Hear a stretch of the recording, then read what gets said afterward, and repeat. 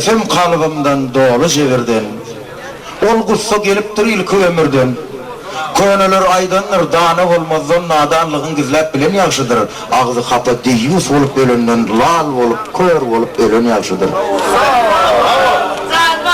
Denglik yok, bolmandıram hiç. Onu düşünürsün yöne bolur giç.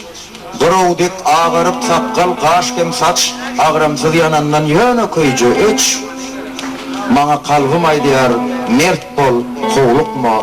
Yamanlar yanından lal bol, kör bol, emma geç. Sabırsız nadanlar qalar adarlap. Senden gep taparlar kesenden ıyzlap. Dillerinin ucundan köp yalan sözlep. Kalbinde sen kimin bolası gelir. Yöne kara qadan öz özünden ağarmaz. Eğri biten ağaç hergiz doğrulmaz. Dine güzel bağlar yakşı meyve getirir. Yaman dereklerden içersin avı. Özünü tez tutan bolur has beyik. Kara daşa dönüp giderler özünü Allah'dan beyik tutanlar. Akıl, paykız, iman, hem de pek söygü. Ol mukaddes Allah'dan gelermiş duyguyu. Duygu beyiktendir, qalan yürekte. Yeni dil hem beyni bir olup tenne. Ol mehriban Allah Taala'nın öz elinne. Şeyle diginen bilip yalan söylesen, bu dünyada göreceğin ciğerdir ciğer.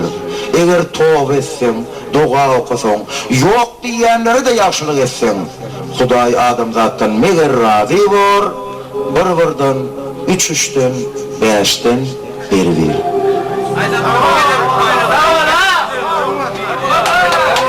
Ay maladı sana, ne böyle kendi anası çapap da eder. Hey, adamzat. O yok men yaşap görünüp, peşep dursun bir yeri karınca kibinip. Nevsin al eline, berme şeytan pelege, dine yaxşı dilege.